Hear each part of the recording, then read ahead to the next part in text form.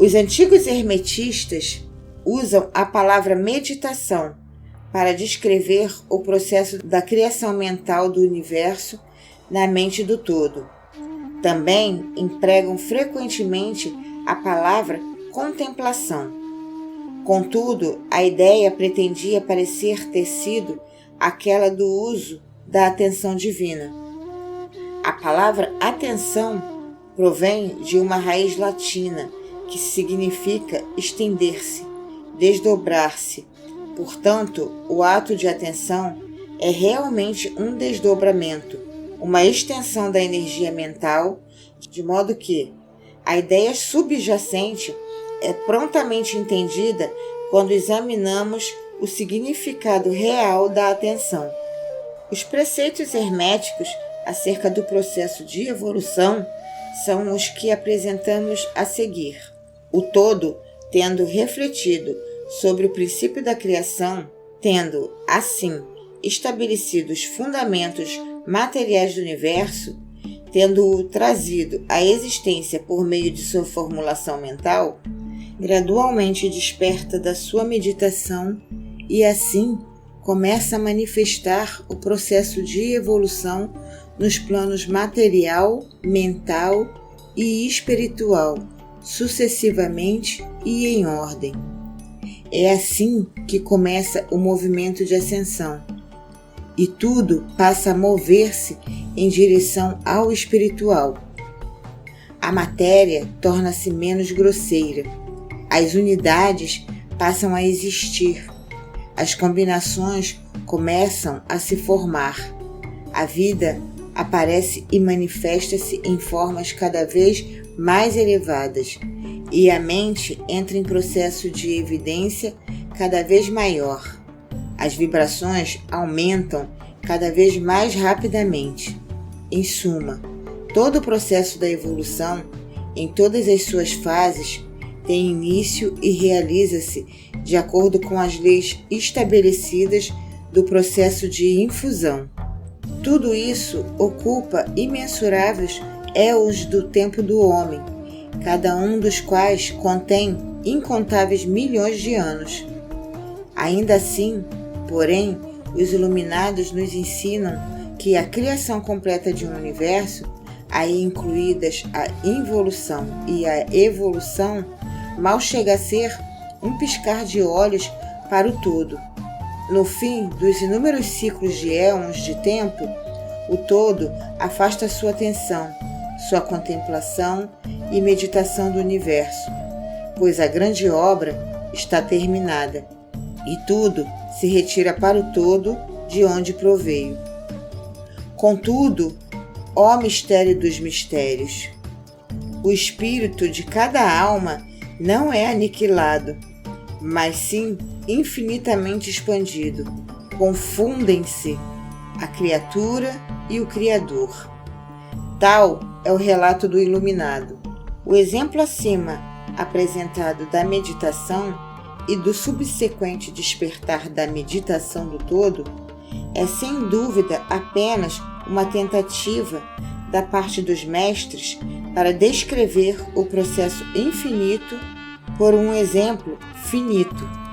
E, ainda, assim em cima como embaixo, existe apenas uma diferença de grau e, assim como o todo abandona sua meditação sobre o universo, com o tempo o homem também deixa de manifestar-se no plano material e aprofunda-se cada vez mais no espírito inerente, que é, na verdade, o ego divino. Há outra questão sobre a qual desejamos vos informar nesta lição, e por pouco ela não invade o terreno especulativo da metafísica, embora nosso objetivo seja tão somente mostrar a futilidade dessa especulação. Aludimos à questão que, inevitavelmente, vem à mente de todos os pensadores que se aventuram a investigar a verdade. A pergunta é: por que o todo cria os universos? A pergunta pode ser feita de diferentes maneiras, mas a que vai acima é o ponto fundamental da indagação. Os homens empenharam-se em responder a essa pergunta, mas ainda não há resposta digna do nome. Alguns imaginaram que o todo tinha algo a ganhar com isso, o que é absurdo, pois o que poderia ganhar o todo que já não possuísse? Outros buscaram a resposta na ideia de que o todo queria ter alguma coisa para amar, e outros responderam que ele o havia criado por prazer ou divertimento, ou porque estava solitário, ou para manifestar seu poder. Todas essas explicações e respostas são pueris, pertencentes ao período infantil do pensamento. Outros procuraram explicar o mistério com base no pressuposto de que o todo se vira obrigado a criar, em virtude de sua própria natureza interna, seu instinto criador. Essa ideia é mais avançada que as demais. Está no fato de que o todo possa ser obrigado por qualquer coisa, quer interna, quer externa. Se sua natureza interior ou seu instinto criador o obrigou a fazer qualquer coisa, então a natureza interna ou o instinto criador seria o absoluto em vez do todo. Desta perspectiva, porém, uma parte da proposição cai por terra e, no entanto, o todo cria e manifesta e parece encontrar algum tipo de satisfação em fazê-lo. E é difícil fugir à conclusão de que, em algum grau infinito, deve haver no homem alguma coisa que corresponda a uma natureza interior ou a um instinto criador, com um desejo e uma vontade correspondentemente infinitos. Não poderia agir a menos que quisesse agir, e não poderia querer agir a menos que desejasse agir, e não desejaria agir a menos que isso lhe desse alguma satisfação. E todas essas coisas pertenceriam a uma natureza interior e poderiam ser postuladas como se tivessem de acordo com a lei de correspondência. Ainda assim, porém, preferimos pensar no todo como se sua atuação fosse totalmente livre de qualquer influência, tanto interna como externa. Esse é o problema que se encontra na raiz da dificuldade, e a dificuldade que se encontra na raiz do problema.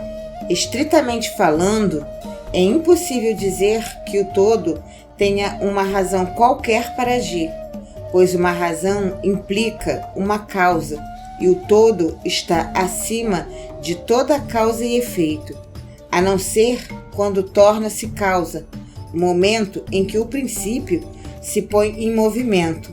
Assim, torna-se muito clara ao leitor a constatação de que a matéria é impenetrável, do mesmo modo como o todo é incognoscível.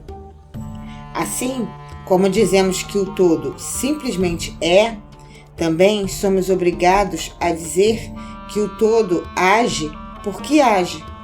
Enfim, o todo é toda razão em si mesma, toda lei em si mesma, toda ação em si mesma.